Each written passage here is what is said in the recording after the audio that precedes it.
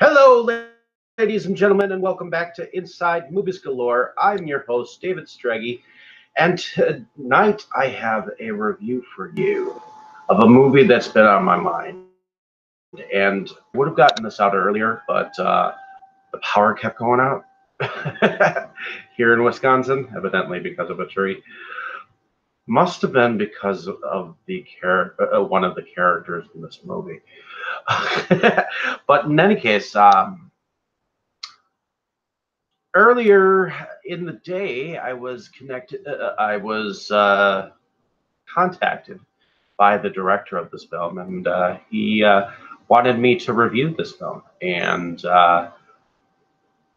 it just so happens that I remember seeing one of his movies in Walmart, and it had been in the back burner of my mind to pick up, and just just hadn't gotten around to picking it up. So not only did he send me a link to see his newest movie, I went out and bought one of his previous films. But the director goes by the name of Jonathan Holbrook, and he's the director of Customer 152 and previously Tall Men, as well as Still, the web series, which he goes. He has a company by the name of Chemical Productions, I believe. No, not Chemical Productions. Chronicle Factory. And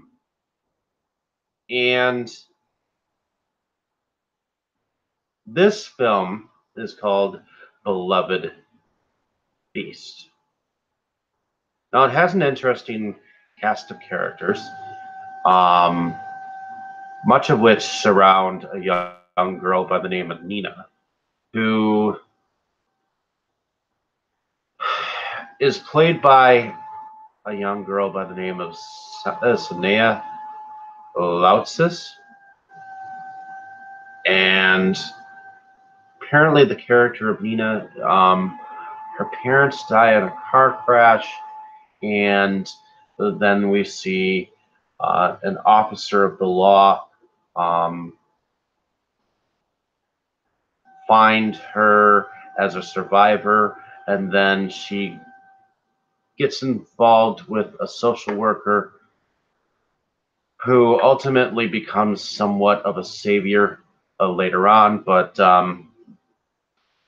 we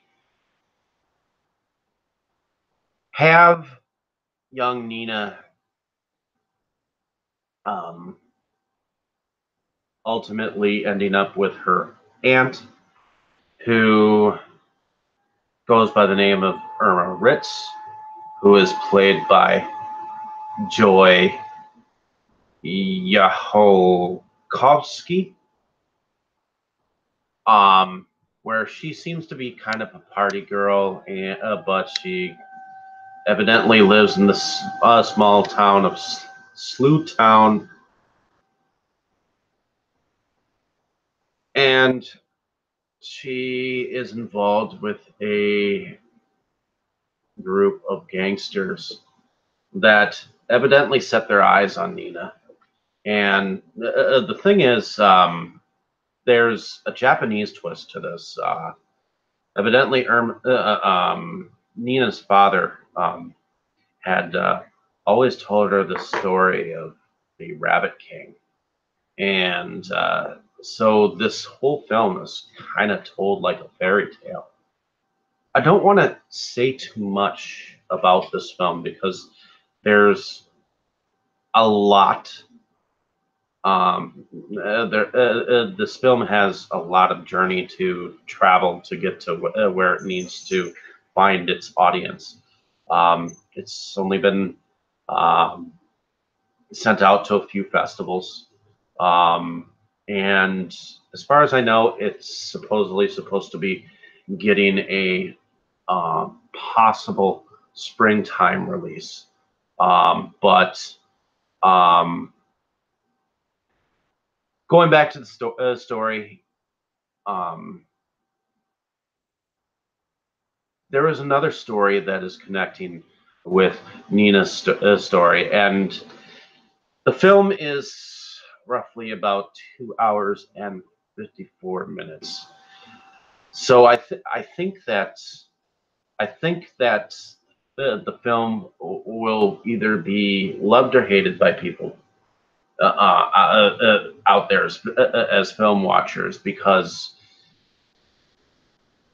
it is a longer film. It is a slower film. So, but I understand the reason why, because in order to tell the story, in the narrative that it is told in, you need to be told it in the way that it gets to be shown. It's kind of a slasher film, kind of has to do with imagination, and a little bit of madness. Now, I was actually getting kind of a Donnie Darko vibe, with kind of a Jimmy Stewart rabbit likeness, because one of the characters, which is a psychotic patient that escapes, who goes by the name of Milton, ends up taking the on the persona of a gas station attendant by the name of Harvey.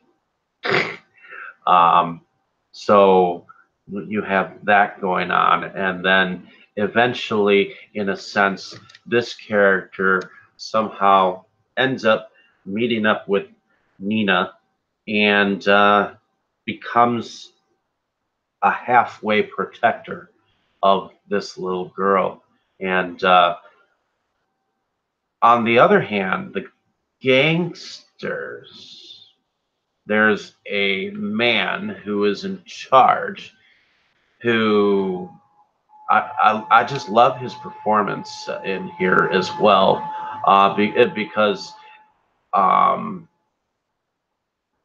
you have him be all seriousness. He meets this like higher up dude who's into this black market kind of, setting. He goes by the name of the Belgium, so you kind of get like there's a kind of a hostile kind of a vibe to it. I don't, like I said, I don't want to say too much without saying too much of the story. So I enjoyed this film. I enjoyed the character development. I enjoyed some of the camera work that went involved, and the dreamlike quality of the developing story behind the relationships between the aunt and young Nina, and ultimately the relationship of the gang and Irma, and I also liked the actress who played June, who evidently had a story that was somewhat similar. She was played by Tabitha Bastian, and except her daughter had died. And I'm not going to say too much more about that, but in any case, I thought that it was a unique perspective of a somewhat of a Texas Chainsaw Massacre brain damaged dude. Uh, so, and just to know that Jonathan Holbrook played the guy, I mean, he made him out to look like he was you know, that big. So I I thought that I thought that there was definitely a madness to this film. I think that there will be a lot of love for it down the road. In any case, hopefully you liked my description of this film. Um, I I would if you watch the film yourself down the road at a festival or anything like that, definitely comment below. To let me know what you thought of the film, and I hope this film finds the avenue that it needs to find. So, hopefully, you enjoyed listening to my rambling, and uh, like and subscribe to my channel, and I will definitely have some cool reviews more in store for you. Um, Thanks for listening, and enjoy your afternoon, day, and morning wherever you are.